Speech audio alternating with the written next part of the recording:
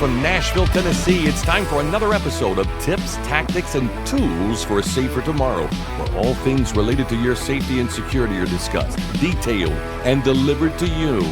You may leave with a tip that saves you money or a tactic that saves your life. So here are your hosts, owner and founder of Defend Systems, Brink Fiddler, and owner and operator of Herring Technology, Tom Herring. Hey guys, welcome to this edition of Tips, Tactics, and Tools for a Safer Tomorrow. Brink and Tom with you as always. Tom is back from his little hiatus from the last few episodes. He had business to attend to, such is the life of an entrepreneur. Today we're going to get into just a few of the recent events involving just random active violence in different places and different scenarios, whether they be at a wedding, on a train, at a school, or even at a church, which all four of these are. And this also coming in the wake of the Charlie Kirk assassination. It has been a very, very busy few weeks in this country, so much so that it's hard to almost keep up with all the events. And off air, prior to just getting started today, Tom and I were just basically trading notes, right, about some of the events and things that I didn't know and things that he didn't know, because they're coming so fast and furious. It's hard to keep up. Plus, with what we do for a living, our business tends to get busier when things like this happen. So first of all, welcome back, Tom. Hope your travels were good. Sorry I missed. I heard an epic fun story about Tom and duck hunting in Arkansas just a few minutes ago off air that we're not going to get into, but it involves Tom and face paint, and it's pretty funny. You know, Tom, anything about Tom, he's very serious all the time, so to hear him cut up every once in a while is interesting. But I think we take them kind of in chronological order without, and again, I don't want to take a deep dive into any of these events. I kind of want to take a 30,000 foot dive into all of them and then kind of pull all in like why they all matter. So let's talk about the train. First of all, North Carolina, right? That's coming up on, well, I don't want to date the episode, but a few weeks now since that happened. Obviously there's footage of the attack. Well, it's sad that right now it's hard. That was so tragic and so violent that everybody saw, but yet we can't. It was such a short time ago, but there's been so many in between then. That's what a sad world we're in right now, that there's been so many different events that we can't even keep up with which one. Or even as a society, grieve and process like the horror of what we saw in that video, right? Because then now there's another video, and now there's another child dead at a school, and there's two more dead at mass. And you can't, as humans, I think we need that. I know we need that to process stuff like that, especially that violent. That poor girl, Ukrainian refugee, again, I don't know, you and I were talking off air. There's not much that could be done as far as that is concerned, as far as she goes, because she couldn't see him coming from behind her, even if she had not been on her phone, whatever. People want to talk about all that kind of stuff too, but there's no way to even see that coming. What floored me was the lack of help. I was going to say, outside of the attack itself and the brutality of it, what pissed me off more than anything is how everyone just sat. Yep. And that's the society. And that, not to render aid, not to stop the suspect, not anything. And we can't live that way. No, but I think what's happening is people are they're scared to get involved.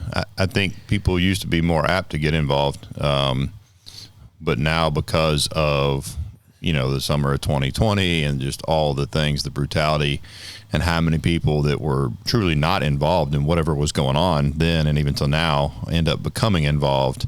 I think people are just scared to get involved, and we're less apt to help each other that way, and more going back to kind of survival of the fittest. I do believe that there was and I don't have anything to back this up except my opinion, but I think there was a shift, societally speaking, after COVID, in that we operate as humans better in groups, right? And then that's why villages were formed, and then cities and towns and all the things in countries.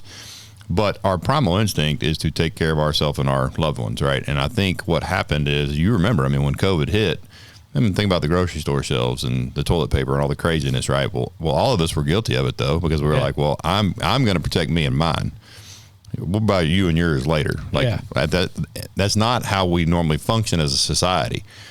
Well, you can only take so much of that before there's a shift in your brain chemistry. I don't care who you are.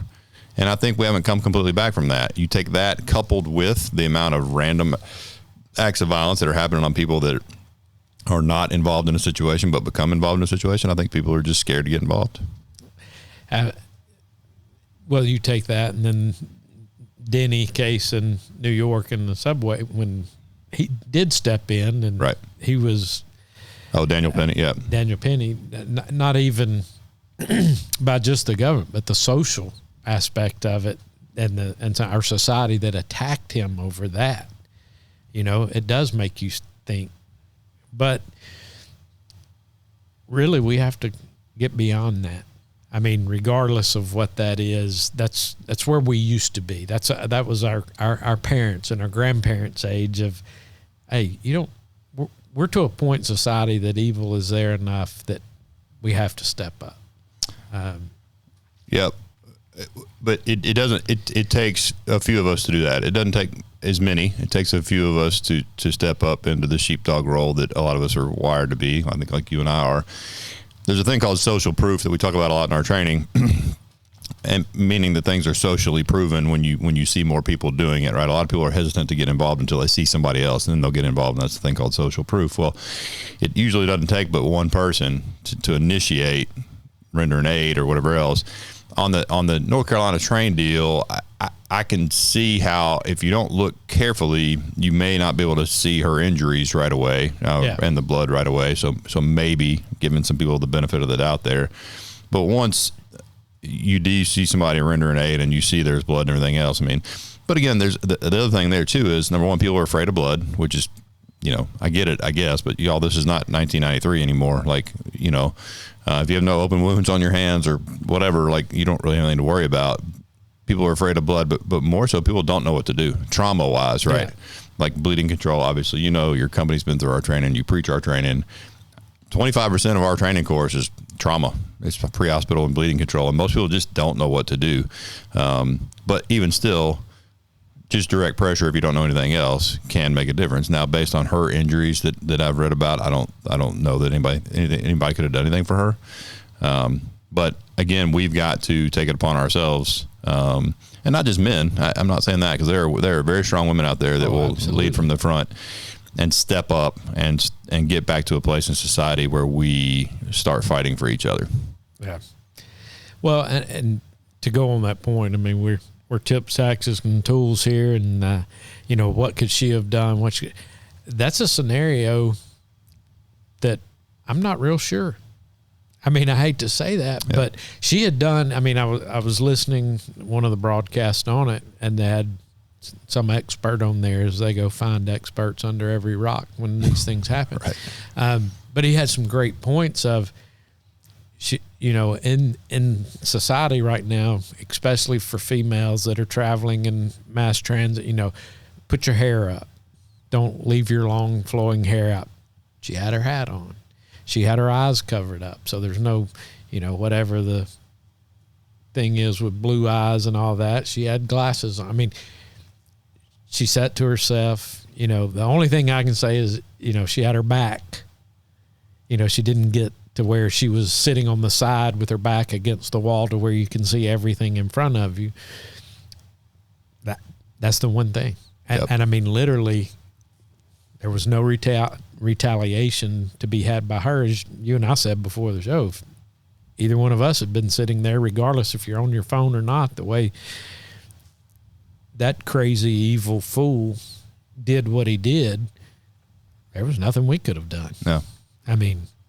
No, and or sit in the back row of the car, but I can't do that. I get motion sick. I got to ride in front. And do I sit sideways with my back against the wall? No.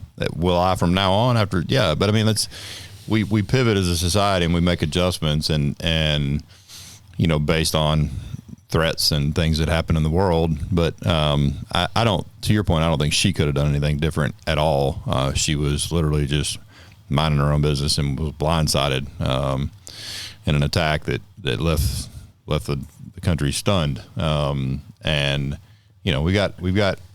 we're morally broken, right? I mean, that's the problem with society is we've got a heart problem, and we can talk. We have mental health problems and all that stuff too, but we have a heart problem in this country, and that's not helping anything.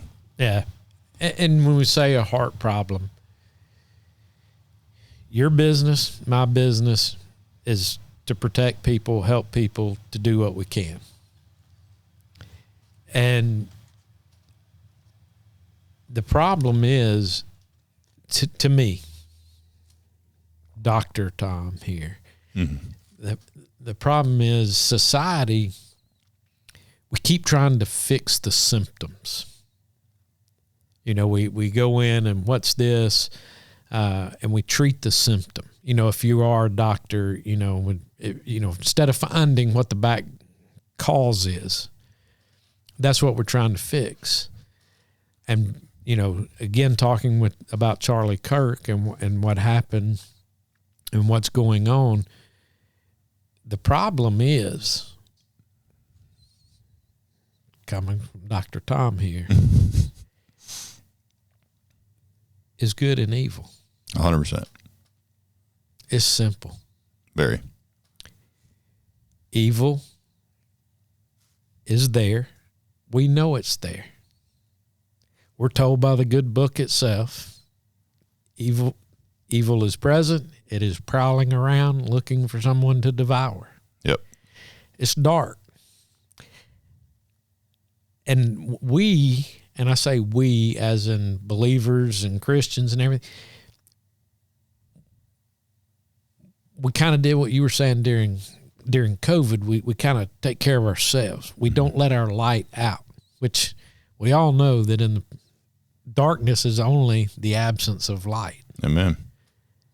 And we haven't done that. We've been kind of forced by society to hush our thoughts, hush our minds, not speak up for that because we didn't want to offend someone. Well, evil doesn't care if it offends, evidently.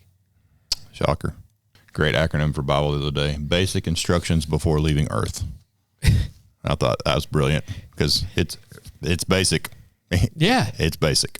And it is in there. There's nothing new. I mean, when you go back through the times in the Bible, if you read it as history and go back through, societies have been here before many times.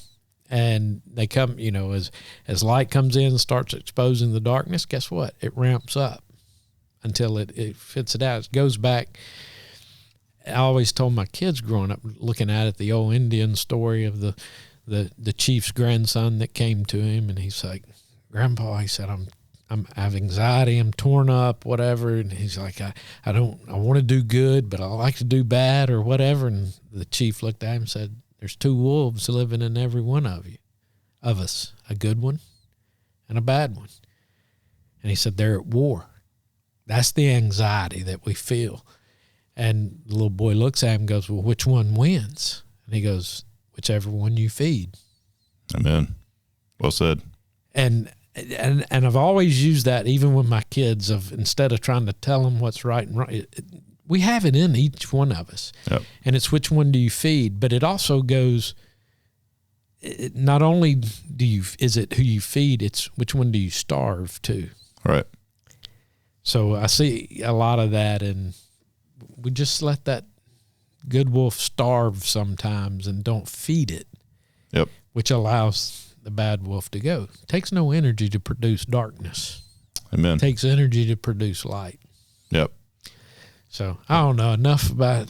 Well, no, philosophically, I mean, it's worth a discussion, because at the end of the day, all these events that we're going to talk about, we're going to talk about, all go back to the basic of good versus evil. And anybody that spent any time in law enforcement will tell you that they only dealt with two kinds of criminals: good people that made bad decisions, and bad people. And I dealt with far more good people that made bad life choices or bad decisions than I did truly bad people. But I dealt with both. Yeah. And, I, going out on a limb here, the guy on the train in North Carolina was a truly bad human that ought to just rot in jail and get the death penalty, in my opinion. There's nothing else to say about him. But you flash forward from that to the Annunciation Catholic Church shooting in Minneapolis, right? Obviously, if you want to go into a mass, Catholic mass, any church gathering, whatever, where there's a bunch of people, especially children gathered, and mass murder a bunch of people, you have a mental health problem. Like, that's not normal, but you also have a heart problem, and back to the darkness is overtaken. You know, the few interesting things about that event. Number one, he didn't get in, and still haven't heard definitively whether or not he really tried to get in, but that would have been, I mean, you go to church, I go to church, anybody's ever been to church, seen a church service, never been, whatever, big crowded room full of people like that, and that dude's got an AR-15, a shotgun, and a pistol. That could have been, if he'd have gotten in, we'd be talking about just a totally different situation. Absolutely. But he fired from the outside. And, you know, anytime, I'm going to go ahead and say this, anybody listening that has a church or a school, anytime where you gather a whole lot of people in a confined space, you guys, the only answer there is to have force to meet force. Like, you have to have somebody shooting back, and a lot of people don't really love hearing that, but you can't evacuate you can't evacuate the sanctuary quickly. You can't evacuate the cafeteria quickly. You just can't do it. It's just a physics problem. So you have to have force to meet force. And think about what would have made a difference at Annunciation if the minute he started shooting into that building, somebody had stepped out the door and started laying rounds back at him. It probably would have changed things pretty drastically. And I'll take it even further than that, because that was a little shift in what these idiots have been doing as far as from the outside firing. Oh, big time. And not even invisible. You know, I mean, not invisible, but visible targets. Right. It was stained glass. So he couldn't even see them, but he knew they were in there and fired the round. So it immediately, our phones started ringing of, hey, we've always done keep it outside. Well, what do we do now? And so that we started getting calls for, you know, ballistic rated laminate on the glass, or what do we do? You know, we got to do it. Which there's no such thing technically, by the way. Yeah. But people love throwing that around. Yeah. But it's resistant, but it's not fully. But even then, the cost, you know, we had one that was just adamant, nope, our organization will pay for it, whatever it is. And I was like, you know, we had done the riot rated laminate on their windows already, so I had their measurements, I had everything. I said, before we get too far into it, let me just convert it to what you think you're looking for. And let's see if we're talking about the budget. It was about $250,000 for a very small area. And they're like, oh, no. And I was like, that's my point. And you can't do that throughout America on every bit. I mean, it's not feasible.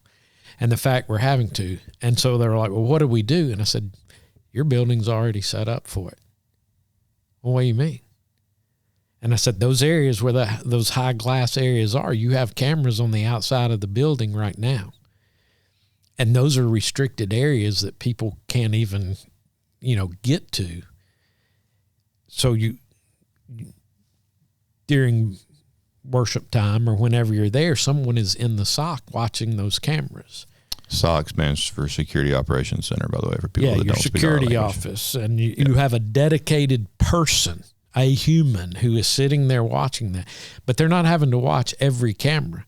Those areas, because they aren't public areas, they're shut off. And the analytics on the cameras, if a human comes in there, not an animal, not anything else, but a human comes into that area, it will alert and they can see it. And to your point, you have to have an offense to go with your defense. The minute that happens, you see someone in that area, boom, they're out there. And that's how you do it, because are you going to just sit in a room with ballistic rated glass that you hope holds up? To a rifle? Yeah, while they sit there and fire rounds till a responding police agency can get there, depending how many. No. You have to be prepared. And to your point, so $250,000, and where my brain went immediately was, how many years could I hire?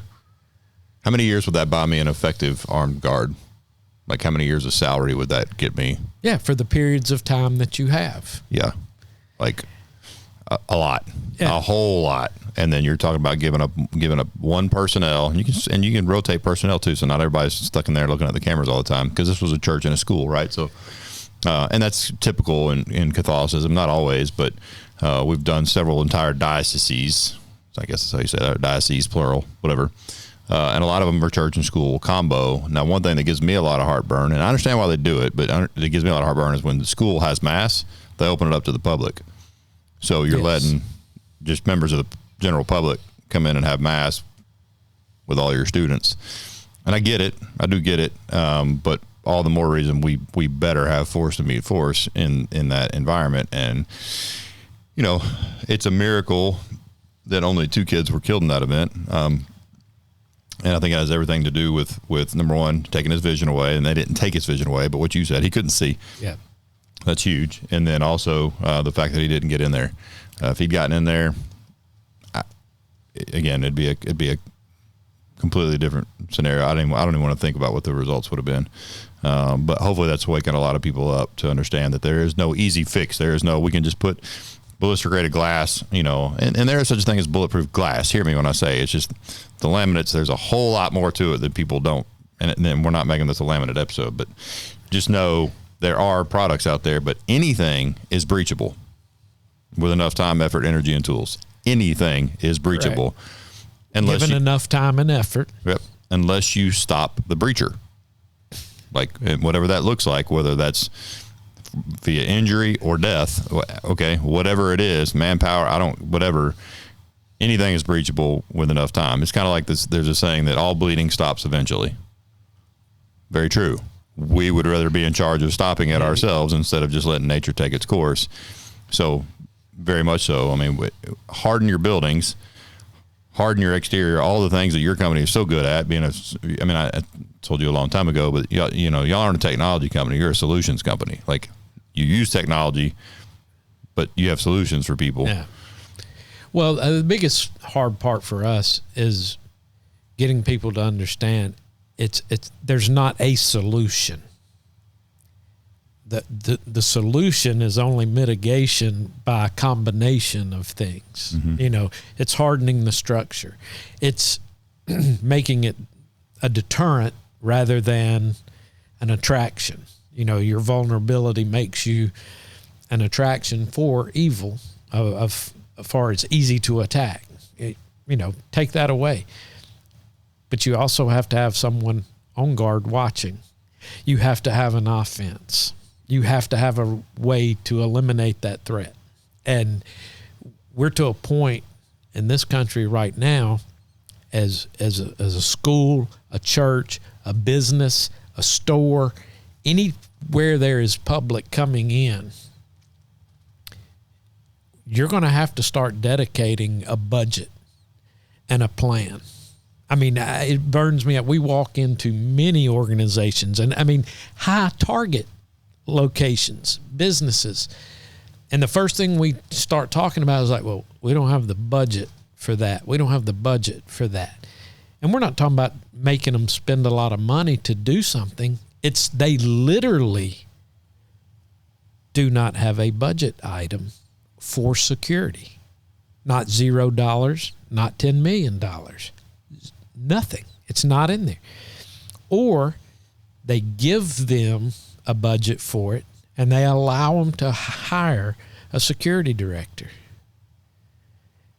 And they almost treat the security director within the organization as a necessary evil. We had to have it to say we had protection, but in everything we do in our operations, our building of our structures, anything, we leave them in the dark. They're not sitting at the table as how things are going, and then they dream up ideas and they design buildings and they do all that, and then turn around to the security director who sits maybe even in another building but in an isolated area and go, all right, now it's your job to protect this. And if it fails, it's your fault. Yeah, when you said that, you mean the organization will come up with all these plans and then not include them and not even include them in the meetings instead of being part of the actual process, which is really technically what you hired them for, whether you know that or not, which a lot of times organizations don't know that's what they hired them for. They hired them, to your point, check the box. Yeah. We have a security director. Well, let him direct security then. Correct. Why aren't they sitting there in your C-suite with you? 100%. That should be part of your organization. Yep. You call them in an officer in the company, but yet you don't include them. And we see that so many times. Now, that's a huge shift that they're even given that title and allowed nowadays, which is good. It is. Yep. But you got to take it a step forward. And you hold them accountable just like your CFO. Oh, 100%. And that's their job. You wouldn't make a financial decision without including them, would you? No, but you also have to give them enough of the same amount of voice that the CFO, COO, CEO has too. Like this is not we're looking down. Like, no, you're an equal, and Correct. This is what we hired you for. And so you do you're the expert in this area. You tell us what we need. We're going to ask questions, but give them a seat next to you, not below you, not down the hall from you. Like that's where, and that we see that a lot in churches too, right? We'll see church security directors, and a lot of them are part-time or volunteer, whatever. That's fine, but we'll see a lot of times that they answer to, say the facilities director or the operations director, who then that person answers to the executive pastor, right? Who now answers to the no. Your director of security, whatever it is, needs to answer to the pastor or leadership of the church. Like there doesn't need to be all these layers in between. Stuff gets lost in translation, and we see that they aren't provided enough clout either, right? As far as their opinion goes, and that's a problem too. But again, I think a lot of people are just trying to check the box there, that we have that too, just like at corporate America, like what you're talking about, and we won't name any names, but I know a couple of clients you're talking about that would be a frustrating situation. And I think a lot of that's been solved, if I remember right, talking to you, but even your nonprofits, even your schools, all those sorts of things. I mean, it's just, and speaking of schools, let's jump to the school shooting. Now, granted, a lot of people don't even know about it in Evergreen, Colorado, because it happened the same day that Charlie Kirk was assassinated. But this kid comes into school and launches an attack that lasts 9 minutes, which I was floored by that. I had no idea it was a 9-minute attack. I didn't realize it either. We got so little details of it just because of the Charlie Kirk coverage that day. And yeah, when you told me it was 9 minutes, and I'll be honest, I didn't realize it was inside the school. I thought it was just in the parking lot, an after school situation, but go back.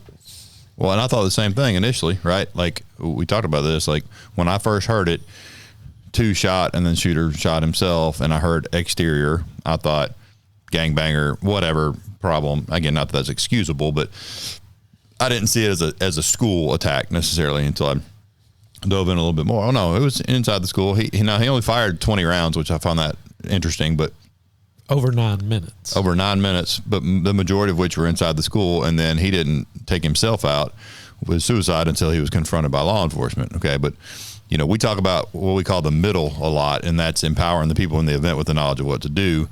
And according to the officers that responded, they are giving a ton of credit to the teachers, as they should. I mean, because if it's a 9-minute window, that it's the teachers versus the gunman, which it was here too. Just like Covenant was a 14-minute window, it was the teachers versus the gunman. Well, I don't even know what happened in that building in Colorado, and I don't need to know. I can tell you the fact that we only have 2 kids that were injured and not killed, and the shooter, and that's all our casualties. I can go ahead and tell you without even asking any questions that those teachers did an amazing job, because how else do you explain the result? Yeah. People are finally waking up to the middle space. Like, yes, good guys are coming. Yes, we're trying to buy time to get the good guys there. But in the meantime, what are you doing? Like, do you know what to do? Yes or no? Well, it's too often. It's too current. Again, it was a youth. Yep. Had a troubled past, upbringing, whatever it is. I mean, as we're seeing over and over and over. And we have 2 things we can do about it. Number one, defend it. And first and foremost is start caring about each other way before, paying attention to others and what their needs are and where they're at right now. And there's a lot being done there, like in the mental health world. There is a lot more focus on that now. On the prevention side of things, we are stopping more and more of these attacks before they happen, which is great, because we're starting to figure out that we can interrupt the pathway to violence, especially with our youth, because you remember at that age, you're all emotion. That's why we keep seeing schools get shot up that have SROs. Like, SROs don't stop school shootings, folks. Shocker. I hate to newsflash for you. SROs do not stop school shootings. Can they mitigate them? Yes. Can they potentially change where a school is targeted? Yes, potentially. It has happened a few times, but we've seen school after school after school with an SRO get attacked by a current student because they don't care, right? You're all emotion. You're going to die anyway, or you're going to prison anyway, whatever. You just don't care at that age. But let's not wait till during bang and right of bang. Let's talk more about left of bang, which is what you're talking about. We've got to do a better job. We have a mental health crisis, end of story. It was just exacerbated by a pandemic. Whatever. It is what it is. We got to do something about it. And I think more organizations are waking up to that. And a lot of focus has been on mental health and see something, say something, and all those sorts of things. And that's great. And in the meantime, we have, not all, but a lot of organizations have overlooked the need for training their personnel, the need for budgeting for security, the need for utilizing this technology they do have effectively, right? If you, and I don't want to get too off into the Charlie Kirk thing, but we brought this up off air and I want to hit on it real quick. There was a camera that had view of that rooftop, right? Because they showed footage of the bad guy leaving. There's very inexpensive analytics that could run on that camera that would tell somebody, hey, there's motion on this rooftop. Look at this rooftop, right? And it would have potentially, not necessarily, but potentially changed the outcome of that event.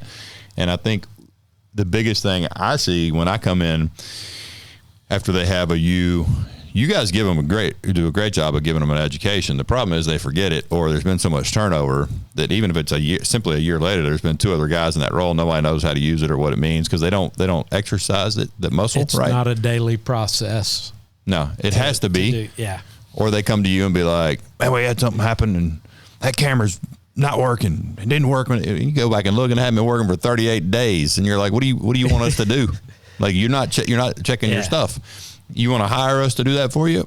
Check. We can do that for you, right? Y'all, not Defense Systems, CS, Herring. Yeah, you can hire them to do that kind of stuff for you. But people are hyper aware and hyper focused when something happens, right? And what do we always say in our training is the sting wears off. It always does. The sting wears off. No matter what it is, the sting wears off. And we go on about our lives, and then something stings us again, and we're ramping things up, and we're this, that, and the other. And, I heard an interview this morning that somebody sent me from an artist, a well-known country artist, who talked about the day after the Covenant School shooting, dropping his kids off at school and how he didn't leave.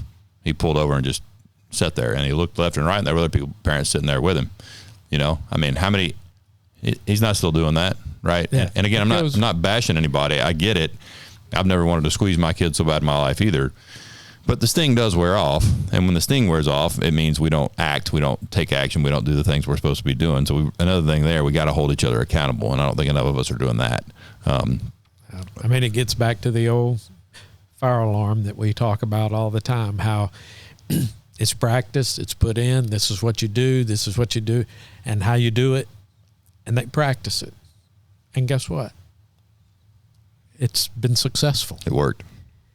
We have to do the same thing on this side as far as putting it in place. And when we're talking about it, Brink, there's so many times, just like you said, an SRO officer generally doesn't stop school shootings, but it helps mitigate. Yep. Cameras are the same way. Access control is the same way. Yep. It's not going to stop it. If you are a target and someone has made the decision to come there, it's going to happen. How are you going to handle it? And those things go into place. Now, by putting all those in place and standing the officer out front or parking the car out front, the doors are locked constantly, so if a visitor checks, they're locked. All of that stuff is a deterrent. And for the ones that are just out looking to do evil, yes, you kind of want to move those on to a softer target away from you. Sure. Or and all. And that is effective. And we never know that. You know, your business, my business, everybody. The ones that aren't successful and decide to leave and go somewhere else because of the stuff in place, we don't know those numbers. How do you? There's no metric. Yeah, there's no way to quantify it. So, but all those things together have to work. And we see people that want to invest their money into security or cameras and think that's the solution. And it's like, no. Cameras are a tool. SROs, I don't want to call them a tool, but they're a tool in your toolbox. Yeah, they're a tool in your toolbox. They're not a tool. Right. They're great, but it takes both of those. It takes the awareness of everybody there looking to see, is something out of place? Is that strange? Is this strange? Let's check it out. But to your point of a checkbox, they'll buy something or order something and check it off, and it's like, never understand how that tool's supposed to work. Mm-hmm. You know, what do those cameras do for that SRO? And it's not to spend money. I mean, when we say they need budgets, they need this, yes, those things cost, but it's not just to blow it. We want you to do it so efficiently. You know, if right now you're not utilizing the cameras enough for the SROs to be able to see the entire campus, or you don't have a person dedicated that's not necessarily a responding guard, but is watching cameras. They're good at communications. They're good at watching video. As we say, some of the best SOC operators are gamers. I believe it. They're not going to respond. We don't want somebody leaving that room to go respond. They're the communication to the outside world in the case of an event, and they're all eyes on right then for the entire campus. That has been you would think that is simple. And I hate to say, I'm not knocking law enforcement. It's not the way they have operated in the past. Mm-mm. It's radio communications to them and respond. Radio communication, respond.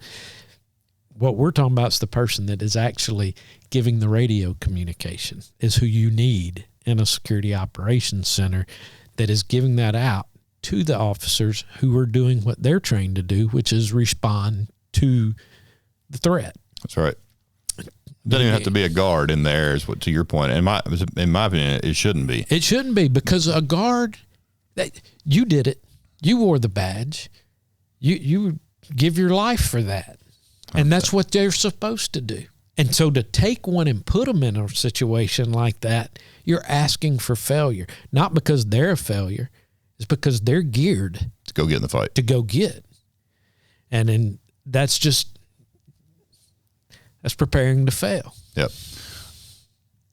Cops do get it. The problem is that the thought of somebody, one of their team, being on site and not moving towards that threat drives them insane, because all they've known is we're all on the same team. Call goes out. We all move to the threat and neutralize the threat. What they're failing to look at is the person in the SOC is the dispatcher. Correct. Does the dispatcher get up out of her chair and go get in her car and drive to the scene with you? Nope. No. She stays there and tells you what you need. The same thing needs to be held here too, but we've got to get sheepdog operators, gun toters out of SOCs.